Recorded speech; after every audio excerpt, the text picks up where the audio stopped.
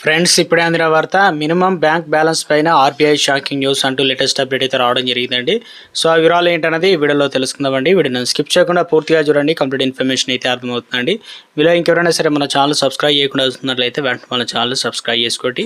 ప్రభుత్వం నుంచి వచ్చే లేటెస్ట్ అప్డేట్స్ అన్ని కూడా మీ ఫోన్ నోటిఫికేషన్ రూపంలో అందించడం జరుగుతుందండి. చూస్తున్నారు కానీ లైక్ చేయడం మర్చిపోతున్నారు, దయచేసి లైక్ చేయండి. లేట్ చేయకుండా ఇట్లాగైతే వెళ్ళిపోదామండి. Reserve Bank of India RBI ఇటీవల రెపో రేట్ను 50 బేసిస్ పాయింట్లు తగ్గించింది. దీనికి అనుగుణంగానే State Bank of India, SBI, HDFC bank, అదేవిధంగా ఐసిఐసి బ్యాంకులతో సహా ప్రధాన బ్యాంకులు సేవింగ్ అకౌంట్లోని బ్యాలెన్స్లపైన చెల్లించే వడ్డీ రేట్లను తగ్గించాయన్నమాట.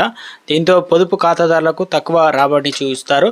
ఏడాది క్యూములేటివ్ రేటు కోత ఇప్పుడు 1% అయితే ఉందన్నమాట. పలు ప్రైవేట్ అదేవిధంగా ప్రభుత్వ రంగాల బ్యాంకులు ఒకే విధమైన తక్కువ రేట్లను విధానానికి మారడంతో డిపాజిట్లపైన ప్రభావం పడుతుందన్నమాట.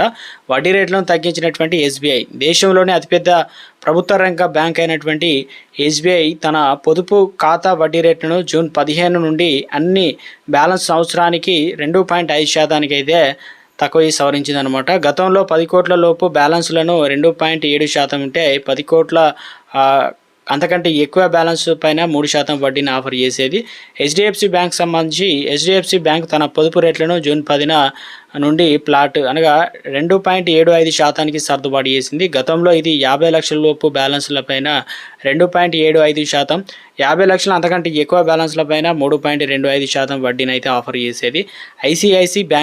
ఐసిఐసి బ్యాంక్ కూడా తన వడ్డీ రేటును 2.75%కి సవరించింది. ఇది జూన్ 12 నుండి వర్తిస్తుంది. గతంలో ఇది 50 లక్షల లోపు బ్యాలెన్స్లపైన 2.75%, అంతకంటే ఎక్కువ బ్యాలెన్స్లపైన 3.25% వడ్డీని అయితే అందించేదన్నమాట. రాబడి పెంచుకోండి. యువత బ్యాంక్ బ్యాలెన్స్లపైన దృష్టి పెట్టకుండా దాన్ని రాబడినిచ్చేటువంటి పెట్టుబడి మార్గాల వైపు మళ్లించాలని నిపుణులు అయితే సూచిస్తున్నారు. పొదుపు ఖాతా మీ డబ్బును సురక్షితంగా ఉంచుతుంది, కానీ ద్రవ్యోల్బణం నెమ్మదిగా దాని విలువలను తినేస్తుందన్నమాట. మరోవైపు పెట్టుబడి మీ డబ్బును కాంపౌండింగ్ శక్తి ద్వారా కాలక్రమేణా పెంచుతుందన్నమాట. ఇక ఎక్కువ వడ్డీనిచ్చే పొదుపు పథకాలు మ్యూచువల్ ఫండ్స్, సిప్లు లేదా స్టాక్స్లో ఫ్రాక్షన్స్ షేర్లతో చిన్నగా ప్రారంభించి పెట్టుబడి పెట్టడానికి మీరు